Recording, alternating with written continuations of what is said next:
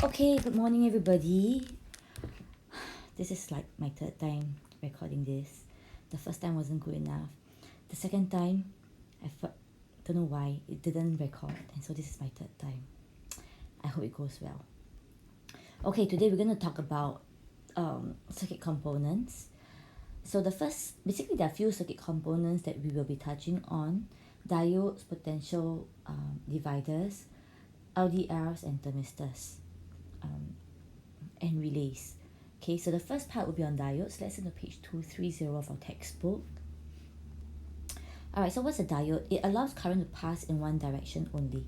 So if you look at this, if you look at this diagram over here, you can see that this is the symbol for a diode. It's a triangle with a line in front of it. Now the direction of the triangle, or the direction of the arrow, tells you the direction that it allows current to flow in. So if we look at the bottom diagram, current flows out from the long line of the battery. Now because the direction of the current and the direction of this arrow here are in the same direction, current can flow. And so since current is able to flow, the lamp will light up. But if we look at the second diagram on the right hand side, current is supposed to flow out from the long line of the battery. But when it reaches this point, notice that my direction of the arrow and the direction of this diode here, they are in opposite directions. That tells us that current cannot flow. So since current cannot flow, the lamp does not light up. So when current can flow, we call that forward biased. And that means that the resistance is small, so current can flow. Alright? Now, our diodes are non-ohmic conductors. Non-ohmic conductors means they do not follow Ohm's law. They do not obey Ohm's law. What's Ohm's law? Ohm's law is V equals to Ri. And so if I plot a VI graph, it should pass through the origin. So if it's non-ohmic, means sometimes it can be like this, sometimes it can be like this. Alright, so non-ohmic. Now it acts as a rectifier for changing AC to DC. Rectifier comes from the word rectify. Rectify means to change. So it changes your AC current, your alternating current, to your direct current. So if you look at the graph on the left hand side, this shows us our AC current, which is when our potential difference across this part here, okay, will change from positive to negative to positive because it's always changing direction, right? Now, when I add a diode to it, so if current is flowing in this direction here, it allows the current to flow. So what is my potential difference across the resistor? When current flows in the same direction as the diode, there is a high potential difference. But when current flows in the opposite direction, since current cannot flow in that direction, there is no potential difference across the resistor.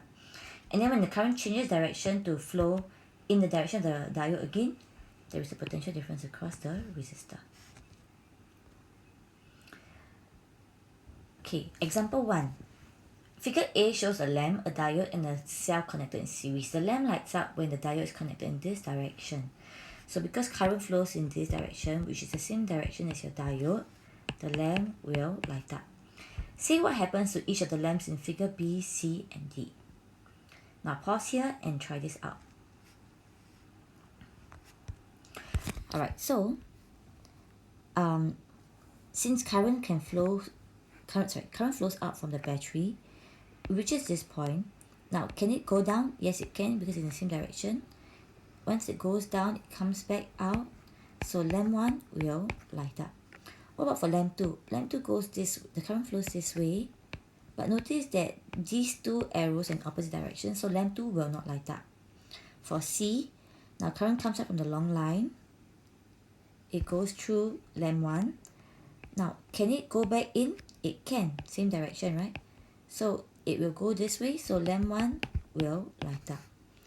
Now, what about for current flowing out from E2? From E2, can it go to the right? No, it can't, so it has no choice but to go up. It can go through lamp 1, it can go back in, but can it go down? Now, if current goes down, oh, there is still a complete path, right? So lamp 2 will also light up. Now this one, current can flow out this way, flow this way, it can pass through this diode. Will go through lamp 1 and it can come back in here, right? So lamp 1 will light up. Now if the current goes down, can it flow? No, it can't flow because the diode prevents this current from flowing. So this bottom part becomes an open circuit. Lamp 2 cannot light up. Next part on potential dividers. So you must be able to describe how a potential divider works or potential meter. So what's a potential divider? Basically, it's a series of resistors. It's resistors connected in series, and it provides a fraction of the voltage of a source to another part of the circuit. So if you look at this diagram on the left here, basically, this when they say V out is used to drive another circuit, it means that maybe if I have a light bulb on this part here, the potential difference across this part will help me to be able to get to light up the bulb. Alright, so for potential dividers, I have 3 types. One would be when I have 2 fixed resistors connected in series. The next one would be when I have 1 fixed resistor and 1 variable resistor. And the third one would be when I have just 1 variable resistor. Okay, or this can also be when you have a ruler with a wire on it, so like what you did for your previous experiment. So that is a potential meter. So we call this third one a potential meter. Okay, so what's a potential divider? Now, in order to calculate or in order to work to drive this other circuit, I need to know what is the potential difference across R2. And to do that, I need to find the current flowing through R2. So what do we do? Now, I label current flowing out, I call it I. Current flowing through R1, I call that I1. Current flowing through R2, I call that I2. And because this is a series circuit, I know that I is equals to I1 equals to I2, the same current throughout, right? Now, because this is, so in order to find out what is V out, which I can also call it V2. If I want to know what V2 is, I need to know what's I2, right? So how to do that? How to find I2? I2 can be found using total I. How to find total I? I use V equals to Ri. Total V equals to total R times total I. What's my total V? In this case here, it's either epsilon or we can call it VE. Okay, equals to R. What's R? R2, right? What is I?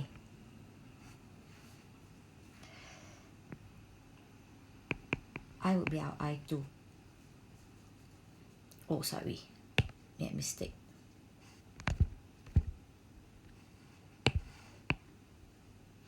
If I use V equals to Ri, total V is our VE. What's total R? Total R would be R1 plus R2. And then we have our total I. So if I were to rewrite it, I leave I on the left hand side, then VE over R1 plus R2. So I get this equation, right? So this is my total I. Now, how do I find what's V out? So V out would be basically our V2, right? So how to find V2? If I want to find V2, I must use R2 times I2. So V out would be R2 times I2, but I2 is the same as I, so I can just put I in. And then if I were to substitute my I, substitute this inside here, you get V out equals to total V over R1 plus R2 times R2. Now if I write this equation and I get this formula, now this is what you should write in your notes. Okay, so write this down in the box in your notes. So this part that has been highlighted, what does it tell me? It tells me that for V out, since VE is a fixed value, correct? Because this is based on our battery, it tells me that V out is based on a ratio of R2 to the total resistance. Okay. Now, what will happen to V out when R1 is increased while keeping R2 constant and when R2 is increased while keeping R1 constant? Pause here and think about it. Okay, so when I keep R2 constant, so if I keep R2 constant, if this is a constant, this is a constant, and this is also a constant, VE is also a constant, but R1 increases. You can see that a constant value divided by a bigger value will cause a final V out to drop. So V out will drop. Okay. So V out will decrease. Now what if I want to keep R1 constant? So if this one is kept a constant and R2 is increased, what will happen to V out? Now if I just look at this equation alone, it's a bit difficult for us to be able to get the answer. So let's use values. Say V R2 is 1, R1 is 1, R2 is 1, right? Times VE. So what do we get? We get 1 over 2 VE.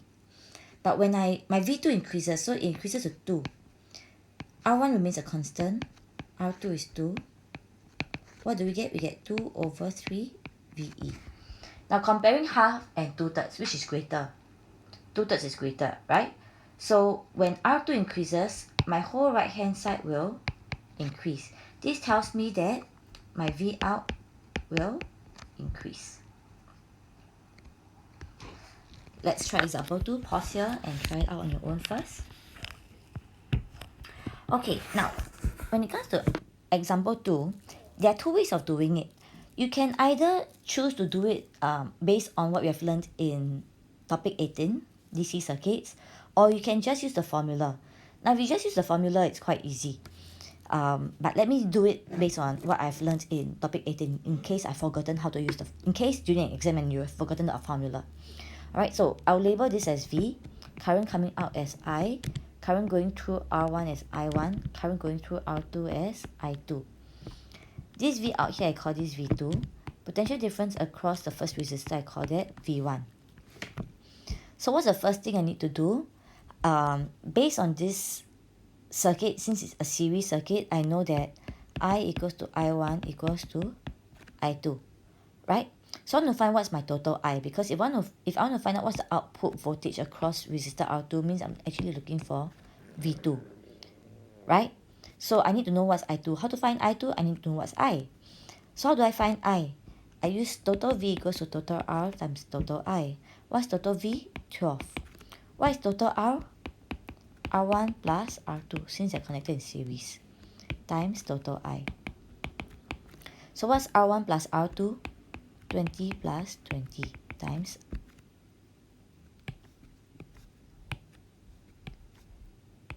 I, right? So I get 12 divided by 40 equals to I. What's 12 divided by 40? You get 0.3 amperes. So after you have found what I is, which you know is equals to I2 also, I want to find what's V2. So V2 equals to R2 times I2. What's R2? 20. What's I2? 0.3. So you get 6 volts. Now, if you want to use the equation, if you want to use the equation, then just becomes very easy, right? You just have to put the values in. R2 is 20, R1 is 20, then V epsilon is 12, so you get 6 volts also. Okay, what modifications can be made to the circuit if we want to increase the value of V out? Pause here and think about it. So basically, if you want V out to increase, it means that, remember, because these two are in series, right? And I know that if over here, I call this V1, I call this V2, and this is V. And because it's a series circuit, I know that V equals to V1 plus V2. If I want my V2 to increase, V being a constant value or fixed value means that V1 must decrease. How do I make V1 decrease or V2 increase? I either increase the resistance of R2, or I decrease the resistance of R1.